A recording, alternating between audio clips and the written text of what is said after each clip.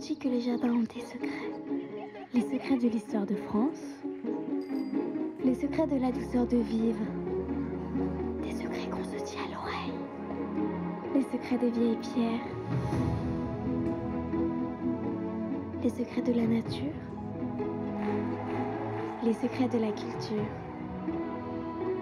Nature et culture, l'exceptionnelle rencontre. Région Centre-Val de Loire.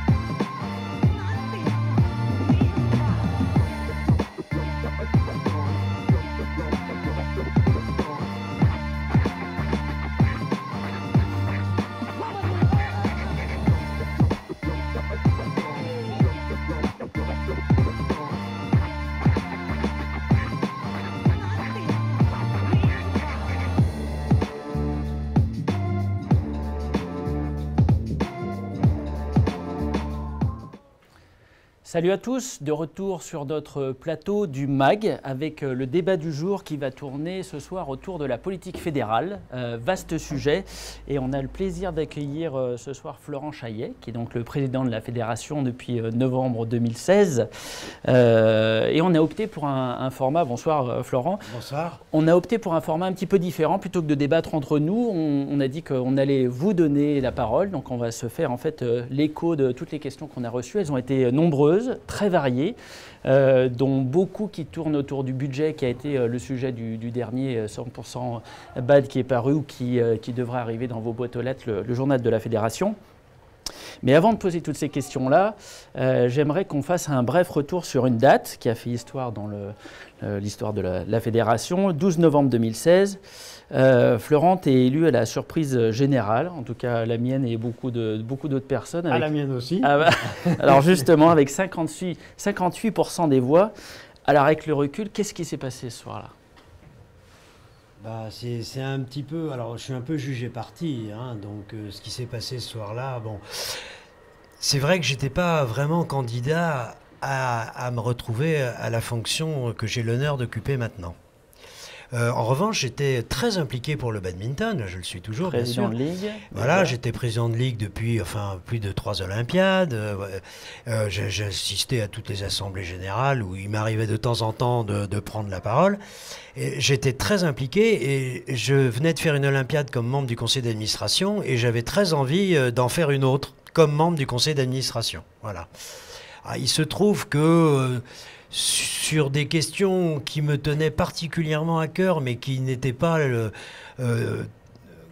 comment dirais-je, cruciales par rapport à ce qui s'était passé dans l'Olympiade précédente, je me suis retrouvé pas tout à fait d'accord avec Richard, voilà, avec la façon dont les choses s'étaient passées.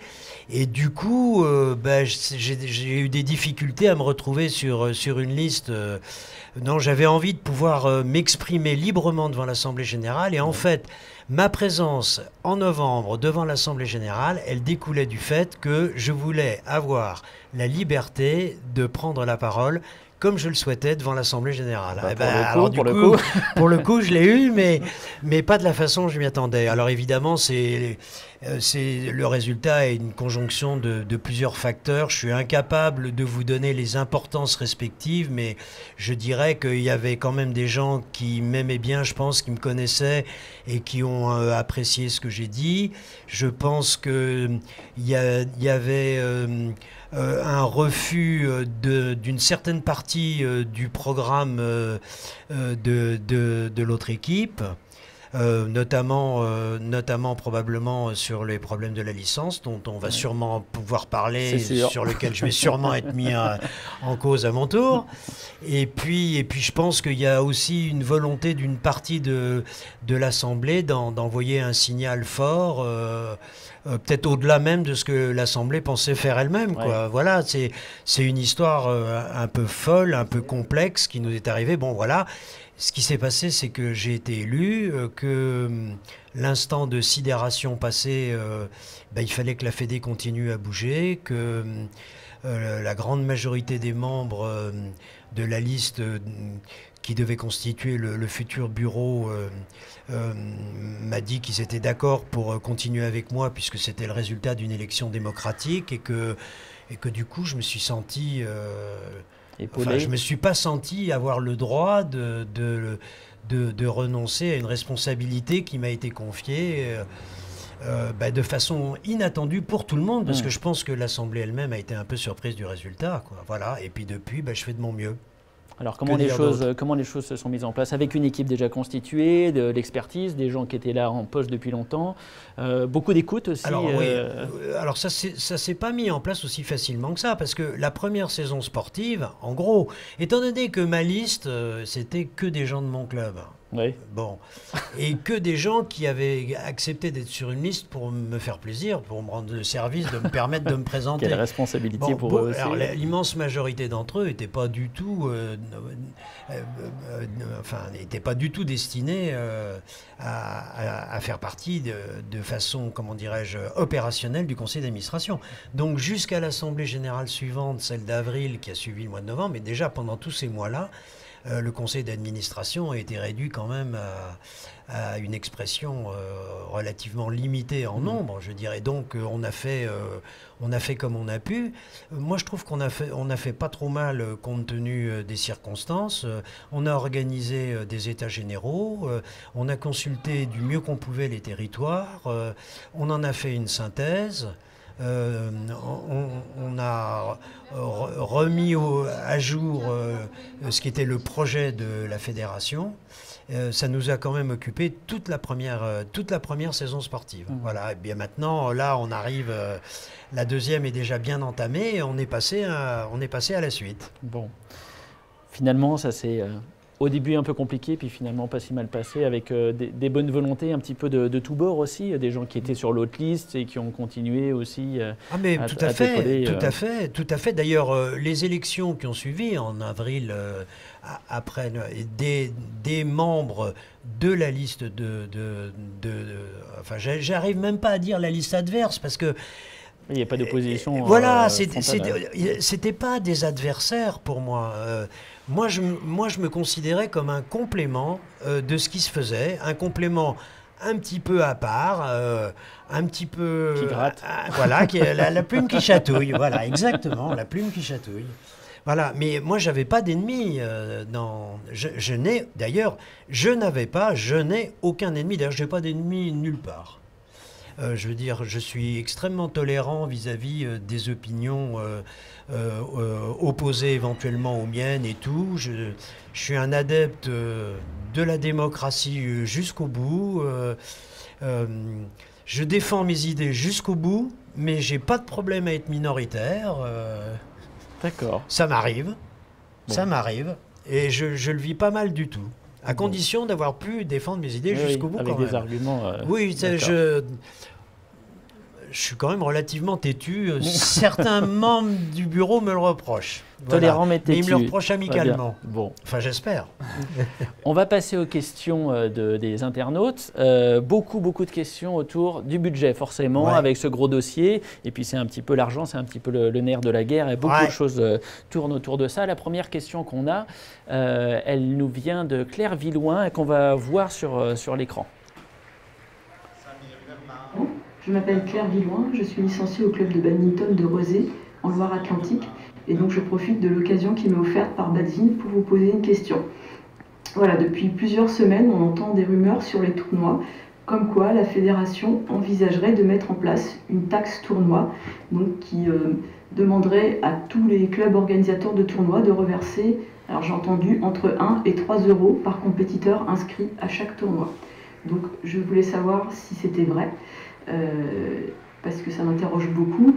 En effet, en termes de conséquences pour les finances des clubs, je pense que ce sera très préjudiciable, puisqu'on imagine aisément soit une perte importante des recettes et en parallèle une explosion du budget inscription au tournoi des compétiteurs. Donc voilà, je suis assez dubitative. Donc avant de faire un procès d'intention à la fédération, voilà, je voulais savoir ce qu'il en était de ce projet et je vous remercie de votre réponse. Merci Monsieur le Président. Alors Florent, oui. Ces rumeurs qui courent depuis quelques temps, alors, ce ne sont pas des rumeurs. Ce ne sont pas des rumeurs. D'abord, il y a des faits avérés. Un des faits avérés, il faut que je réponde, c'est que dès le mois, je ne voudrais pas dire de bêtises, je ne sais plus si c'était en septembre ou en octobre, mais dès cette période-là, nous pensions que nous avons, alors j'en discute, je m'en expliquerai après éventuellement, que nous avions un besoin d'augmentation du budget de la fédération.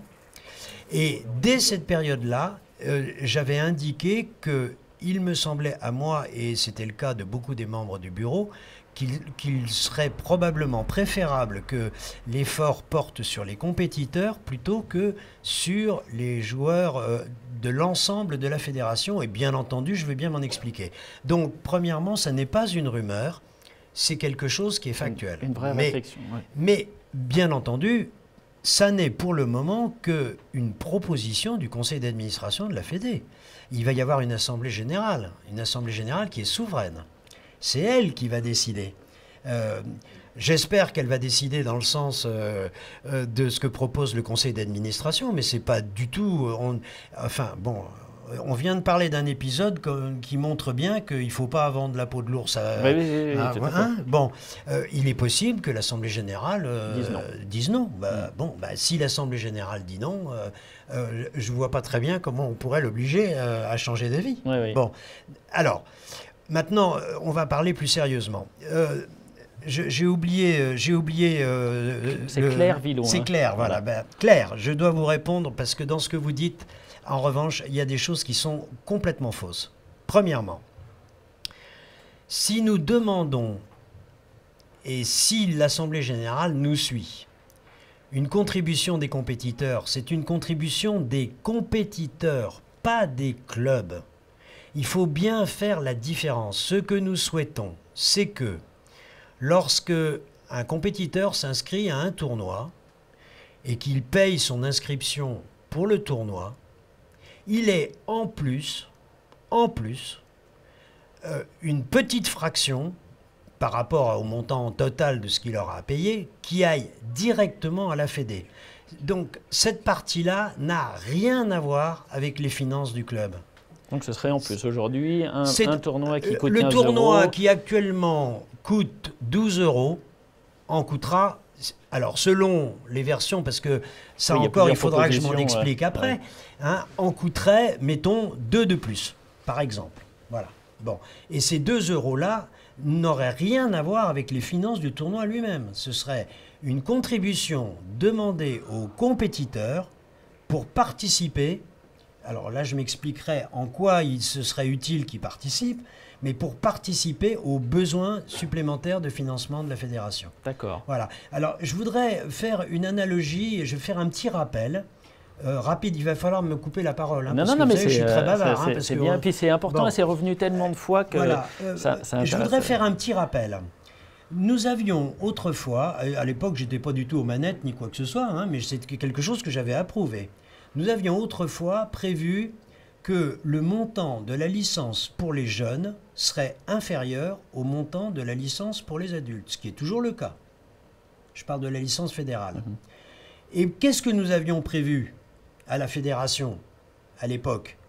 Nous avions prévu que les clubs auraient, eux, une cotisation club globale qui serait la même pour les jeunes que pour les adultes. Il faudrait même qu'elle soit supérieure d'ailleurs pour les jeunes. Parce que les jeunes, ils sont plus consommateurs de ressources pour les clubs. Un club qui n'a pas d'école de jeunes, qui s'en occupe pas, a besoin de moins d'argent qu'un club qui a une école des jeunes. Okay ? Et justement, pourquoi est-ce que la Fédé avait fait une licence plus faible pour les jeunes? Pour donner plus de marge financière aux clubs. Et la majorité des clubs n'ont pas compris. Alors, probablement aussi que la Fédé ne s'est pas suffisamment expliquée. Mais au contraire, ils font un tarif plus faible pour les jeunes au moment de leur inscription au club. Ce qui n'est pas cohérent. Alors, d'un certain côté, c'est extrêmement dommage parce que on avait fait ça justement pour que les clubs aient plus de marge. Bon. Et donc là, ce coup-ci, on va essayer de bien expliquer les choses, comme j'espère j'ai commencé à le faire, pour dire aux clubs, attendez, c'est pas sur vos finances à vous que ça porte cette contribution. On est bien d'accord que l'effort que nous demandons doit venir des compétiteurs eux-mêmes. Voilà. Pourquoi? Eh bien, alors il y a des tas de raisons. Une des raisons, c'est que les compétiteurs sont un peu plus consommateurs de ressources que les autres joueurs. Il y a plus de services, de la part de la Fédé qui demandent plus de services. Et donc, ce n'est pas complètement absurde de leur demander de participer un peu plus. Je voudrais rappeler à Claire quand même qu'il y a énormément de fédérations pour lesquelles la licence compétiteur est nettement plus élevée que la licence de base ou la licence loisir, comme on veut l'appeler, qui nous est souvent réclamée. Ben justement, notre licence actuelle, c'est la licence loisir d'un certain point de vue. Pour ça qu'on demande aux compétiteurs voilà. Et alors, qu'est-ce que ça va représenter par rapport au coût global de l'activité de la compétition pour un compétiteur moyen sur une année? Bon, le compétiteur moyen, enfin, je voudrais à la hache, quoi. Ça va lui coûter une dizaine d'euros sur son année. Combien lui coûte sa pratique compétitive sur l'année? S'il tient compte des volants, des raquettes, des chaussures, de l'essence, de l'hébergement, s'il tient compte de tout. Bon, honnêtement... Après, pour les férus, ça peut représenter quand même un budget supplémentaire. 2 euros par tournoi, il y en a qui en font quasiment tous les week-ends. Ça peut, au bout d'un moment... Alors, on a quand même fait des statistiques qui vont être communiquées, d'ailleurs, à l'Assemblée Générale pour qu'elle voie. Il faudrait quand même que vous sachiez que... je voudrais pas dire de bêtises, donc mais en tout cas, plus de 20% des compétiteurs, je crois même que c'est pas loin de 30%, font un seul tournoi dans l'année. D'accord, donc pour eux, ça représenterait on a calculé. Sur l'année. Alors déjà, on peut dire clairement que la moitié des compétiteurs font 3 tournois ou moins. Donc la moitié des compétiteurs auront si cette mesure passe, ça leur coûtera 6 euros ou moins. Bon, alors c'est un sandwich. Hein. Bon, pour une activité compétitrice d'une année, est-ce que vraiment ça vaut le coup de faire un drame pour un sandwich? Bon, un bon sandwich, je veux bien, mais c'est un sandwich quand même, quoi. Donc, il faut remettre les choses à leur place. Moi, je comprends très bien, franchement, je comprends très bien. Je suis contribuable, comme tout le monde. Enfin, chaque fois qu'il y a une augmentation, c'est obligatoirement désagréable. Enfin, il faut relativiser les choses. Et surtout, ce que je voudrais dire, c'est que nous nous expliquons, je crois, vraiment très clairement, du moins tous ceux que ça intéresse pourront le vérifier à l'occasion de l'Assemblée Générale, nous nous expliquons très clairement sur à quoi va servir cet argent. Et c'est principalement pour rendre des services aux licenciés que jusque-là, nous n'étions pas capables de leur rendre. Et donc, je me tourne vers Claire et je dis à Claire, est-ce qu'il vaut mieux, en gros, on dit à la hache, la cotisation fédérale, 50 euros. Est-ce qu'il vaut mieux payer 50 euros avec les services que nous avons actuellement, dont je suis, moi, président de la Fédération française de badminton, obligé de reconnaître qu'ils ne sont pas à la hauteur de ce que je souhaiterais. Je parle des services rendus aux licenciés. Est-ce qu'il vaut mieux donc payer 50 euros dans l'état actuel des choses, ou est-ce qu'il vaut mieux en payer, mettons, 56, statistiquement, un machin, comme je l'ai dit tout à l'heure, et avoir en revanche beaucoup plus de services? Moi, je pense que le qualité-prix de la deuxième proposition est nettement meilleur que celui de la première, et c'est pour ça que je soutiens cette mesure. Maintenant, je voudrais encore dire quelque chose à Claire. Je suis désolé, je m'explique jusqu'au bout. Hein, on me pose des questions, tant pis pour vous. Bon, dernière chose, Claire, j'abrège. Dernière chose, c'est l'Assemblée Générale qui va décider. Non seulement elle va décider de l'opportunité ou pas d'augmenter le budget de la Fédération en raison des explications que nous donnons, mais c'est l'Assemblée Générale qui va décider la forme éventuelle de cette augmentation. C'est-à-dire que le Conseil d'administration propose et l'Assemblée Générale dispose. L'Assemblée Générale aura plusieurs formules à sa disposition. Et elle pourra choisir soit d'augmenter le montant de la liste. Enfin, elle pourra d'abord choisir de ne pas augmenter du tout. Ouais. Bon, Alors j'espère bien qu'elle se résoudra, qu'elle choisira l'option que nous lui proposons. Et si elle choisit cette deuxième perspective, elle aura le choix ou bien d'augmenter le montant de la licence, ou bien de faire porter l'effort exclusivement sur les compétiteurs, ou bien un mixte des deux. Bon, donc vous voyez que la direction de la fédération n'est absolument pas dictatoriale. Elle a beaucoup réfléchi, elle a beaucoup travaillé, elle fait une proposition. Cette proposition va être votée démocratiquement. Donc plusieurs propositions et donc résultat lors de l'Assemblée générale dans quelques semaines. Bon, on va continuer un petit peu sur le budget avec d'autres questions. Il faudra répondre. Il y a d'autres questions sur le budget? Un petit peu. Oui, alors Paul. Concernant le budget, quelques questions encore, notamment celle de Thibaut Mention, qui fait le constat d'une augmentation de 500 000 € du budget fédéral. Sa question est simple, pour quelle utilisation? Vous évoquez notamment des services plus importants aux licenciés. Quels sont-ils? Alors, c'est effectivement, il y a plusieurs volets, plusieurs raisons pour l'augmentation, ce que nous estimons être une augmentation indispensable du fonctionnement budgétaire de la Fédé, dont je signale quand même que pour la première fois, l'Assemblée générale va avoir un budget prévisionnel sur 3 années. Donc, on va donner une espèce de visibilité, enfin, à plus long terme. Une visibilité à plus long terme. Pourquoi est-ce que nous avons... Voilà, vous n'êtes pas sans savoir que nous avons obtenu les Jeux Olympiques grâce au mouvement sportif français qui vont se dérouler en 2024 à Paris. Ces Jeux Olympiques nous obligent. On ne peut pas les rater. Et notamment, nous avens des athlètes dont il faut qu'on mette à niveau l'environnement du mieux possible pour qu'ils puissent se préparer le mieux possible pour les Jeux Olympiques de 2024. Vous savez que l'année dernière, nos jeunes juniors, ils ont été champions d'Europe, qu'ils ont un niveau européen. Ben, du niveau européen junior, il faut qu'ils passent au niveau mondial adulte. Pour aller chercher des médailles. Et puis on a une équipe de France qui fait du très bon boulot. Et pareil, voilà. Donc ces gens-là, il faut absolument les mettre dans les meilleures conditions possibles. Bon, il faut certainement favoriser les stages en Asie. J'ai pas le temps de rentrer dans les détails, mais le para-badminton, vous savez que Lucas Mazur est champion du monde de para-badminton. Bon. Lucas Mazur, sa trajectoire, évidemment, c'est Tokyo 2020. Bon, c'est un espoir de médaille. Il faut qu'il se qualifie. Il faut qu'il se qualifie. Le CIO a décidé que les qualifications pour le para-badminton se feraient sur la base des doubles et non pas des simples. Et que c'est à partir des doubles que les simples auraient lieu, en quelque sorte. Donc, il ne faut pas qualifier Lucas Mazur, il faut qualifier un double. Ouais, c'est l'IPC. Par définition, ça coûte un peu plus cher. Ça, bon, voilà. Donc, premier volet, le haut niveau. Je pense quand même que tout le monde peut comprendre qu'au moment où la France hérite des Jeux Olympiques... Il y a des besoins nouveaux, ça c'est clair. Bon, on peut pas rester simplement à regarder les trains, il va falloir faire quelque chose. Investissement haut niveau. Deuxième gros sujet, alors qui me tient vraiment beaucoup à cœur et qui me tenait déjà à cœur dans l'Olympiade précédente, et j'avais déjà fait des remarques à ce sujet, et d'ailleurs, je me souviens très bien en avoir fait à l'Assemblée générale à l'occasion de laquelle j'ai été élu. C'est le numérique, voilà. La fédération avait fait un gros effort avec Puna à une certaine époque, et puis, il faut dire les choses comme elles sont, nous avons probablement sous-investi dans le numérique depuis un certain temps. Ben, on a un retard à rattraper.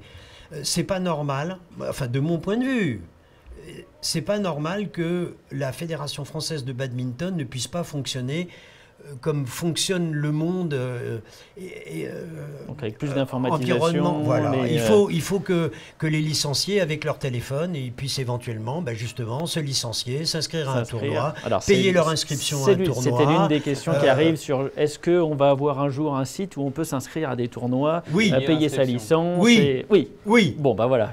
Une réponse claire et nette au moins. Parfaitement. D'ailleurs c'est relativement détaillé dans la proposition que nous faisons à l'Assemblée générale, on détaille les choses. On dit pourquoi on a besoin de cet argent.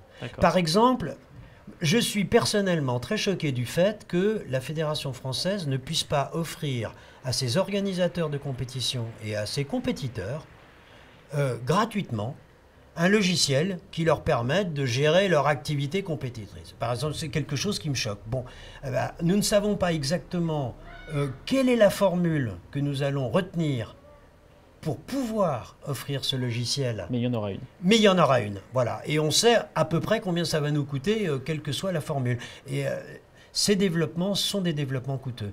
On veut faire un espace licencié dans lequel justement le licencié puisse se retrouver son historique, ses statistiques, pouvoir s'inscrire, pouvoir payer directement, enfin tout ça. Plus de choses possibles. On veut faire également un outil à la disposition des clubs, quelque chose qui s'appelle Puna Club, qui permette justement aux clubs une mutualisation, un outil qui soit généralisable. Donc, tout ça, c'est prévu, c'est à l'étude, ça représente un coût qui est relativement conséquent. Sur les 3 années qui viennent, on espère faire de très très gros progrès de ce point de vue-là. Et puis il y a bien d'autres retours vers les territoires qui sont prévus. Il ne faut pas croire que lorsque la fédération demande une augmentation, c'est de l'argent qui va à la fédération, qui s'en met plein les poches. C'est pour proposer des nouveaux services pour les compétiteurs et les loisirs. Y compris pour les territoires. Beaucoup de ces sommes redescendent directement vers les territoires. D'ailleurs, il faut que vous sachiez quand même, Claire, que quand vous payez votre licence 50 €, la fédération en touche directement, elle, 22, 23 dans ces eaux-là. Le reste, c'est la ligue, les comités. D'accord. Allez, question d'après. Alors oui, dans la première partie de votre question, vous évoquiez la France, l'équipe de France. On sait tous que Peter Gade et Jasper Hoefgaard vont quitter le navire tricolore très bientôt. Alors la question de Philippe Turlan est la suivante. À quoi vont servir les sommes libérées par les 2 Danois en termes de charges ? Alors, quand vous dites qu'ils vont quitter le navire, c'est pas du tout parce que le navire va couler. Il faut quand même dire les choses comme elles sont. Non, c'est parce que, alors, il y a des... Nous en avons bien discuté évidemment avec Peter Gade et avec Jesper. Nous sommes extrêmement contents de ce qu'ils ont apporté au haut niveau français, de la rigueur, du professionnalisme qu'ils ont injecté, de leur vision et tout, dont nous espérons bénéficier pendant les années qui viennent. Nous avions besoin quand même, dans l'optique de 2024, comme je l'expliquais, d'avoir une équipe d'entraîneurs qui nous permettent d'entraîner jusqu'en 2024. Bon, ça n'était pas possible pour eux de rester avec nous jusqu'en 2024 pour des raisons familiales, etc. Du coup, puisque c'était pas possible qu'ils restent avec nous jusqu'en 2024, bon, d'un commun accord, on s'est dit, voilà, autant... On s'arrête maintenant. Voilà, c'est pas la peine de... Bon, voilà. Donc, en fait, il n'y a rien à cacher là-dessous. C'est pas du tout le fait d'une mésentente ni quoi que ce soit. Tout ça, c'est fait d'un commun accord, en concertation, etc. Pour autant, il faut quand même que vous sachiez que il va bien falloir quand même trouver un remplacement à cette équipe. Et écoutez, le badminton est un sport qui est en train de prendre énormément d'ampleur en Asie, comme vous le savez. En Asie, il y a beaucoup de monde, il y a beaucoup de niveaux et il y a beaucoup d'argent. Et donc, les entraîneurs, c'est pas gratos. Voilà. Donc, on est bien entendu en négociation, en consultation. C'est un gros travail de la DTN pour structurer l'équipe d'entraînement pour aller justement jusqu'en 2024. Mais il ne faut pas croire que ça n'aura pas un coût, ça. Ça aura aussi un coût. Donc, le budget qui était alloué à Peter bien et sûr, Jesper, il reste au haut niveau. Il reste au haut niveau. Et D'accord. il va être entièrement consommé à l'intérieur du haut niveau. D'accord, très bien. Alors on va s'écarter un peu du budget maintenant. Bon, c'est bien. Et parler des clubs. On va quand même rester sur le sujet des licences, car on le sait, il y a de plus en plus de clubs non affiliés qui se développent.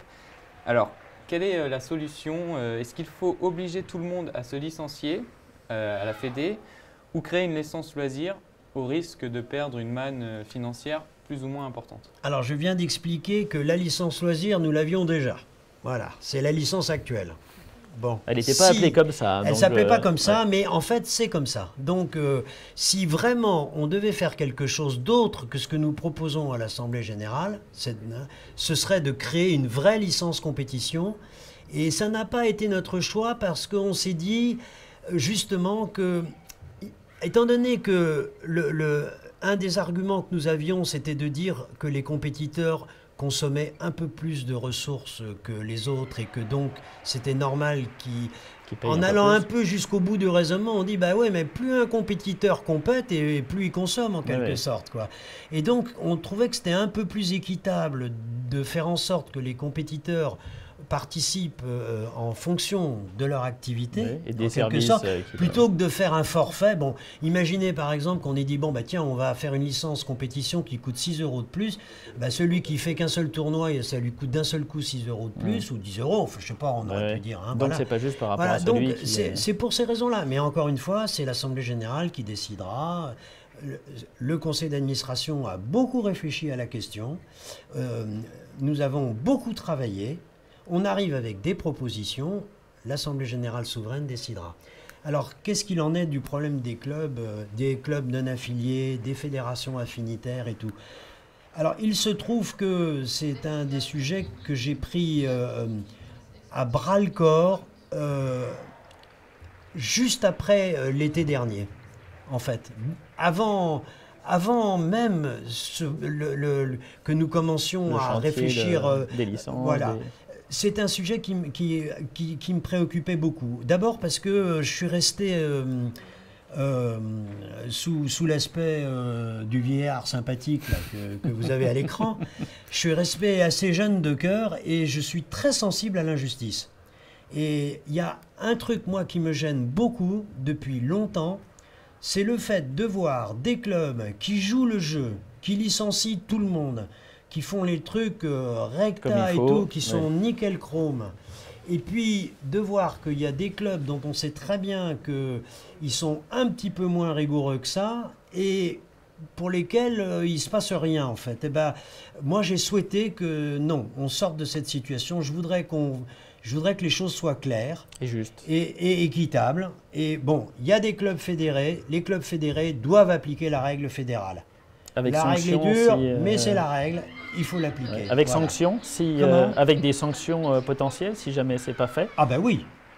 Sanctions financières? Non, ils seront plus membres de la Fédé. D'accord. Non, ça a le mérite d'être clair. Ah ben les clubs qui nous expliqueront que... Alors, bien entendu, il peut y avoir des aménagements dans la durée et tout, je veux dire, on n'est pas... c'est pas comme ça du jour au lendemain. Bon. Mais la règle, c'est ça, il faut la suivre. La règle, elle va être clairement affirmée et ceux qui auront fait le choix de ne pas s'y plier, ben ils ont, à mes yeux, ils n'ont plus de raison de faire partie de la fédération. Voilà. En ce qui concerne les clubs qui ne font pas partie de la fédération, dont je sais dans certaines régions de France qui sont effectivement extrêmement nombreux, nous avons entamé une politique de travail envers les institutionnels locaux notamment. J'ai passé beaucoup de temps, nous avons écrit un argumentaire très important pour essayer de les convaincre des bienfaits qu'apporte l'adhésion à la fédération. Parce qu'il faut dire les choses comme elles sont. La plupart des clubs qui sont non fédérés, je parle à aucune fédération, en règle générale, pas d'école des jeunes, ça ne les intéresse pas de s'occuper de l'éducation des gamins. En règle générale, de purs consommateurs qui ne s'intéressent qu'à leur propre nombril. Bon, c'est la consommation et c'est pas du développement. Voilà.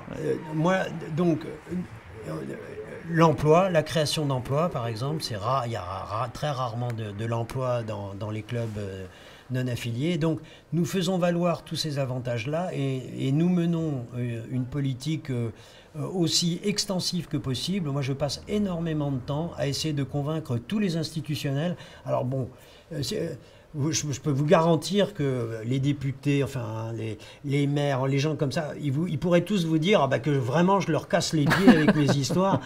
C'est quelque chose sur lequel vraiment j'insiste beaucoup. Je vous assure, je défends le club de badminton fédéré du mieux que je peux, aussi souvent que je peux.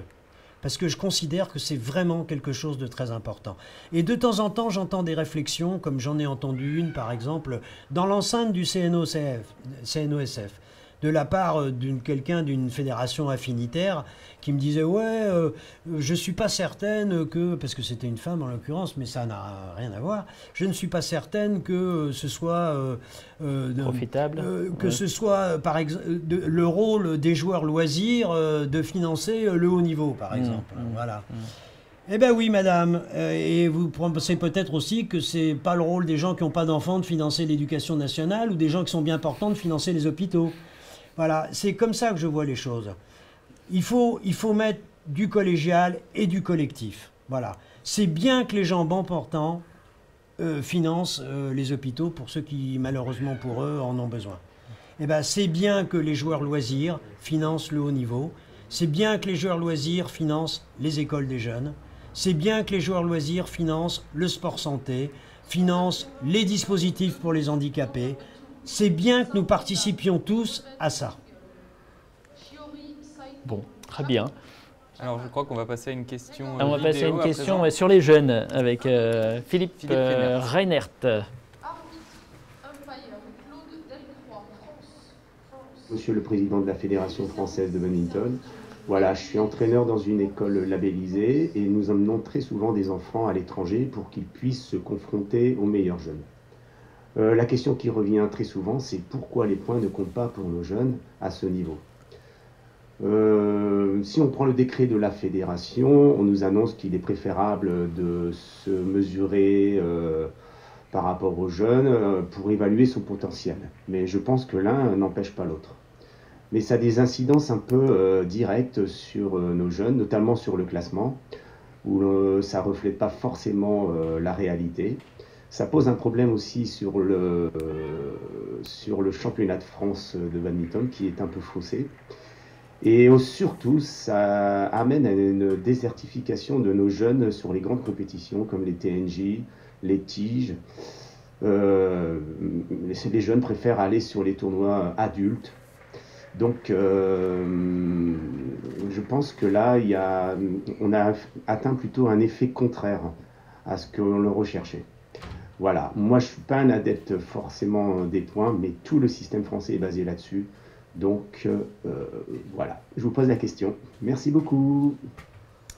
Alors, c'est une question à laquelle je suis également extrêmement sensible. En fait, d'une certaine façon, la question que vous posez, elle est une remise en cause du classement, si j'ai bien compris.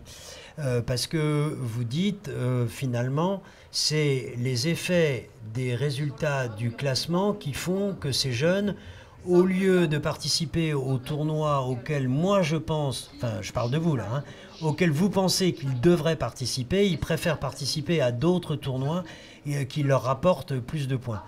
Donc mais je comprends très bien. Eh ben, je vais vous dire quelque chose, je suis moi-même assez critique de notre système de classement. Alors là, si on me lance là-dessus, c'est pareil, je sais pas comment je vais faire parce que j'ai énormément de choses à dire de ce point de vue-là. J'en parlerai bien sûr à l'Assemblée générale. La dernière réforme du classement qui a été mise en œuvre a été mise en œuvre dans un but louable, se rapprocher le plus possible du système international. Il y a une chose peut-être que nous n'avions pas assez vue à ce moment-là, c'est le fait que les joueurs qui jouent à l'international ont un niveau assez homogène. Évidemment, sont tous des joueurs de bon niveau. Par exemple, à l'international, vous verrez rarement dans un tournoi comme aujourd'hui à Orléans, une paire avec un type très fort et une brêle à côté. Et nous, à la fédération, c'est des choses qui arrivent dans les tournois. Alors évidemment, un système de classement qui fonctionne bien dans la première hypothèse, dans la deuxième, il fonctionne beaucoup moins bien. Bon. Et donc, alors, nous aurons l'occasion d'en reparler. Je voudrais quand même que vous sachiez que une des premières choses que j'ai souhaité après mon élection, et ça c'était une rupture avec ce qui s'était passé avant, j'ai confié la responsabilité de la commission classement à une statisticienne professionnelle qui s'est entourée de statisticiens et par conséquent de gens qui sont scientifiquement à même de juger de l'efficacité des algorithmes qui sont utilisés. Dans un premier temps, cette commission, ce qu'elle a fait, c'est de mettre en place des outils qui permettent de faire des simulations dans un temps raisonnable à partir de notre base de données. Parce que jusque-là, il faut dire les choses comme elles sont. Nous n'avions pas ces outils. Autrement dit, la réforme du classement que nous avions mis en œuvre, elle a été faite un peu de façon empirique, un petit peu en fonction de notre ressenti de joueurs de badminton, mais pas en tenant compte des réalités scientifiques. Donc ça a été la première étape. La deuxième étape, qui arrive, à mon avis, pas loin de son terme, ça a été de faire les modifications par rapport à ce qui avait été mis en place au départ pour essayer de corriger les plus grosses anomalies qui ont été détectées sur le terrain. Je ne vais pas m'étendre. Les bugs de début de programme. La troisième étape à laquelle nous allons bientôt être obligés d'être confrontés, c'est de regarder si on ne peut pas trouver des algorithmes qui soient plus performants que ceux que nous utilisons, compte tenu du fait que là, moi je pense que avec les modifications qui vont être votées cette fois-ci par l'Assemblée Générale, je l'espère en tout cas, qui sont proposées à l'Assemblée Générale, l'année prochaine, il y aura quand même des améliorations par rapport à ce qui se passait jusqu'ici. Mais je ne crois pas que dans le cadre du classement actuel, je le dis comme je le pense, je ne crois pas que nous arriverons à une solution qui soit réellement satisfaisante.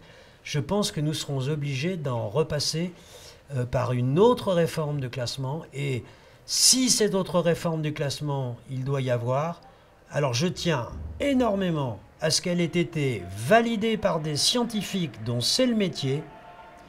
En l'occurrence, la jeune femme dont je parlais tout à l'heure est également une compétitrice. Elle sait de quoi elle parle quand elle parle de badminton. Elle n'est pas que statisticienne.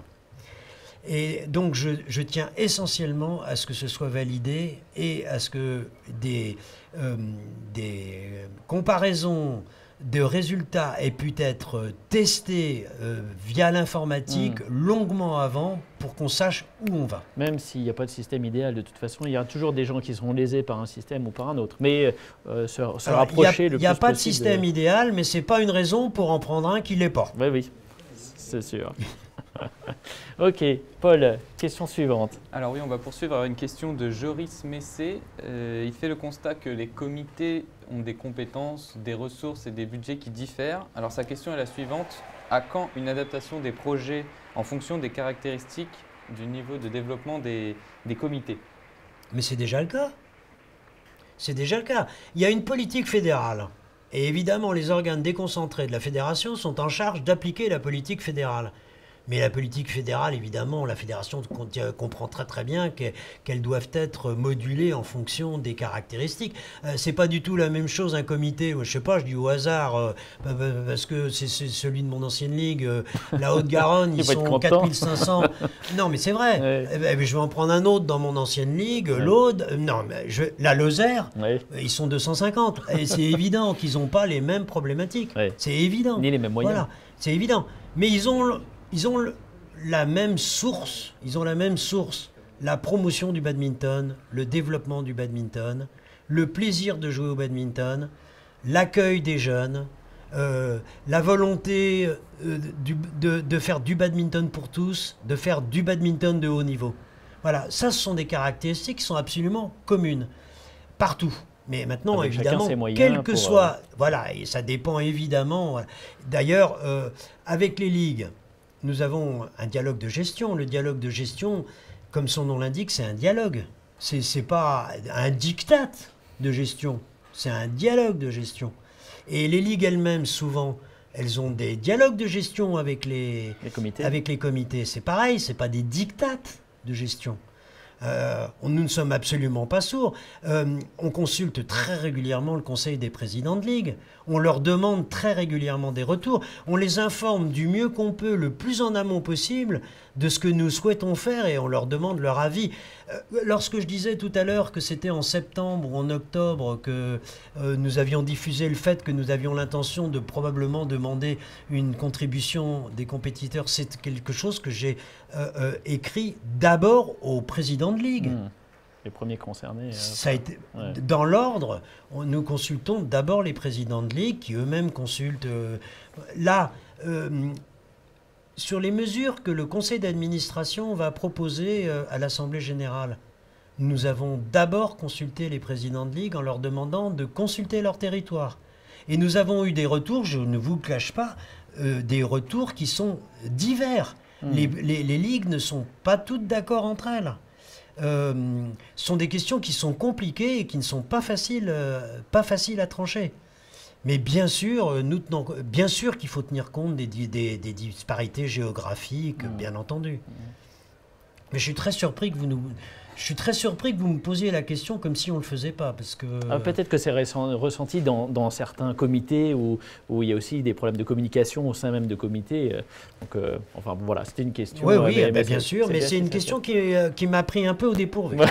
Voilà. Enfin, j'ai une réponse, mais je suis donc c'est dans l'air du temps. Donc il peut être rassuré, c'est bien le principe de la fédération. Le fonctionnement de la fédération, c'est celui-là. Il y a une politique générale de la fédération qui s'adapte les organes déconcentrés doivent appliquer. Là, ils n'ont pas le choix.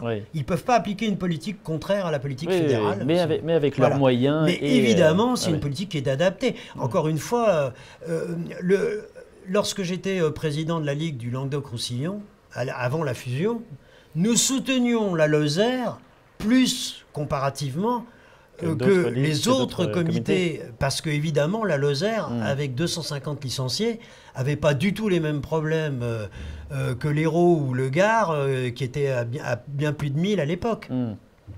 Ok.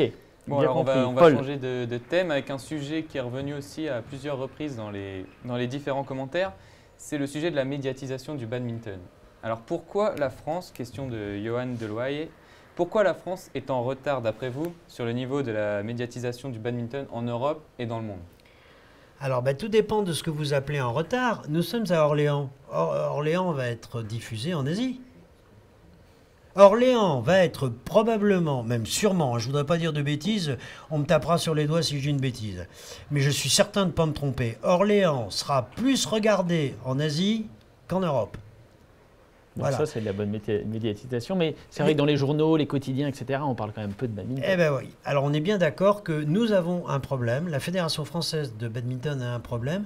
C'est son relativement peu de résultats à haut niveau. Il faut un champion. Depuis longtemps. On sait très bien qu'il faut avoir des résultats internationaux pour que les gens qui ne sont pas des pratiquants du badminton puissent s'y intéresser. C'est un sport magnifique.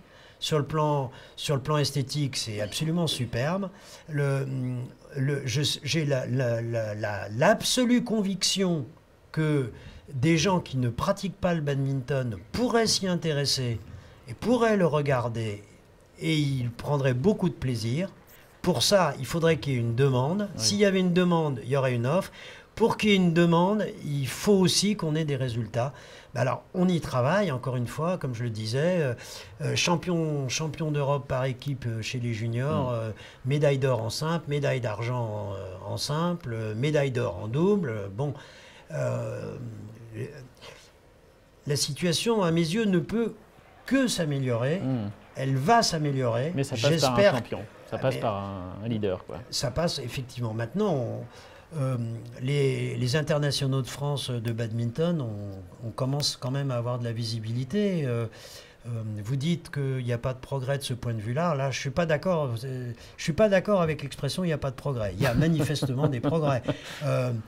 Les partenariats qu'on a eus avec 20 minutes, par exemple, l'affichage, le 4x3 pendant 15 jours à Paris, il y a plein de gens qui disent, tiens, quand ils savent que, ou ils apprennent que je suis un petit peu intéressé par le badminton, quand même beaucoup de Parisiens qui me disent, ah ben dis donc, tiens, on a vu, tiens justement, vous n'avez pas eu un gros tournoi là il y a quelques temps. On commence à en parler. Non, quand même. La question, c'était pas qu'il n'y a pas de progrès, c'était qu'on était un peu en retard, ce qui est plus juste.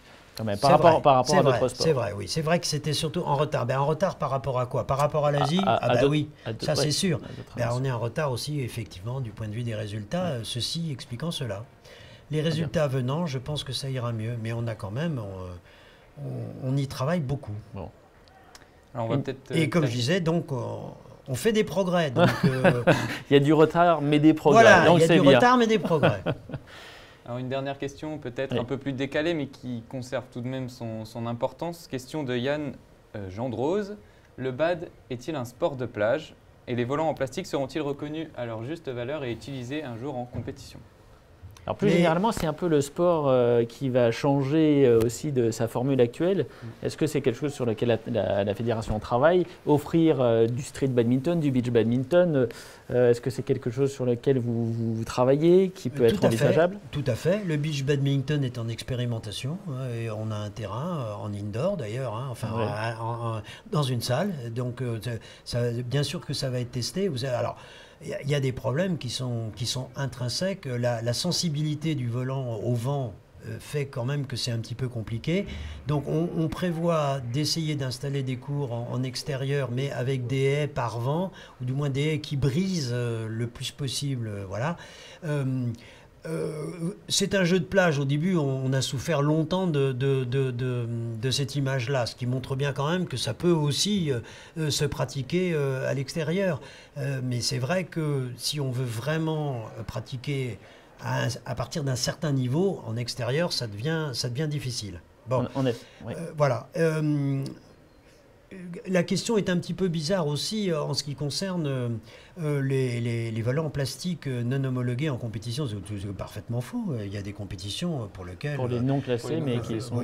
Voilà. Alors, le problème de savoir jusqu'à quel niveau, etc. Alors là, c'est pas moi tout seul qui décide.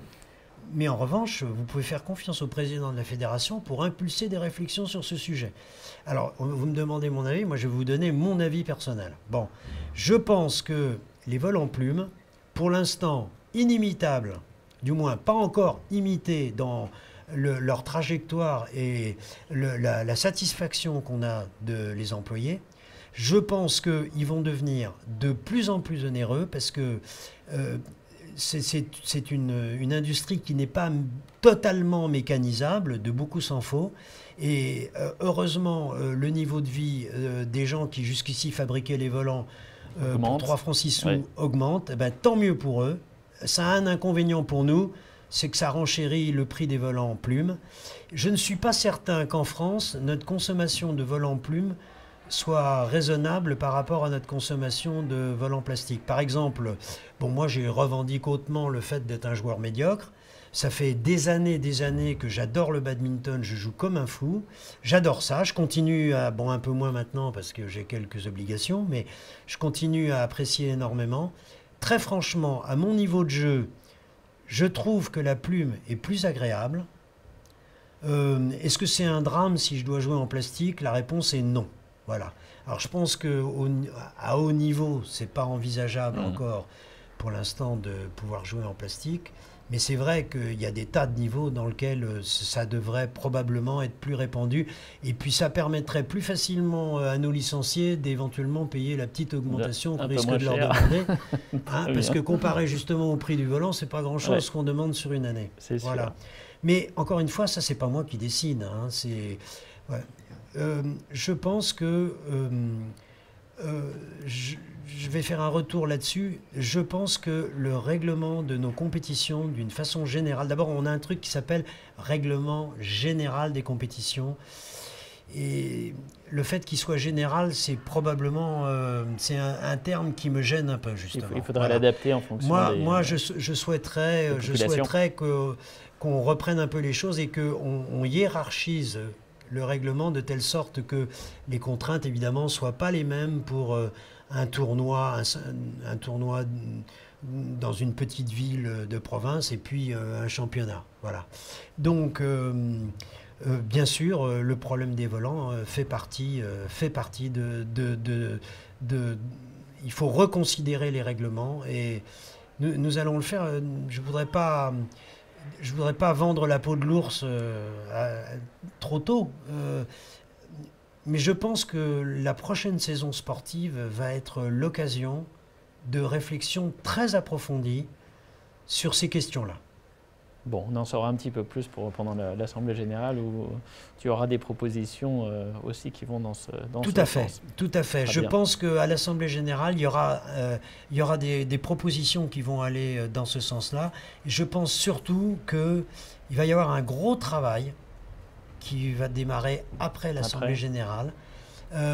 J'espère que les personnes qui me font l'honneur de m'écouter pourront s'impliquer. Je pense qu'il faudra faire remonter les désirs du terrain de la façon la plus perceptible possible pour les gens qui vont s'occuper de réfléchir à ces questions et de faire des propositions. Bon, on va finir par une image, tu l'évoquais tout à l'heure, le plaisir de jouer. Est-ce que tu peux commenter cette image-là? Eh ben voilà, j'ai l'air ridicule, et pourtant j'adore. J'adore. Le plaisir du jeu, c'est ce qui... Voilà, je suis arrivé malheureusement à 2h de l'après-midi, le tournoi des bénévoles avait lieu ce matin, bon je pense qu'ils m'auraient accueilli quand même, raté. Demain il y a le tournoi des partenaires, avec ce qu'on a laissé à la buvette de Orléans, je me considère déjà comme partenaire, mais demain c'est bureau fédéral, il faut que je travaille toute la journée. Alors dimanche, malheureusement, je ne pense pas être au niveau de pouvoir participer. S'il y a un juge de ligne qui veut bien s'échauffer longtemps avant le début des matchs le matin, je suis preneur. Moi, je veux bien être sur les terrains à 7h dimanche matin. Je lance un appel.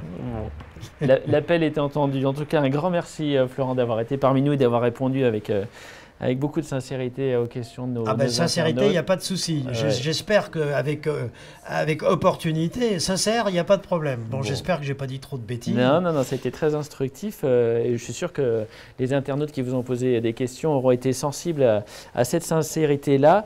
On fait un dernier petit point sportif parce que juste à côté, il y a les quarts de finale qui se passent. Alors, des bonnes nouvelles, des moins bonnes nouvelles. Lucas Clairbout qui s'impose, donc il est qualifié pour les demi-finales, donc il y aura au moins un Français pour les demi-finales. Il y en aura d'autres puisque Delphine Delru et Léa Palermo se sont imposées elles aussi en 2 manches. Donc super.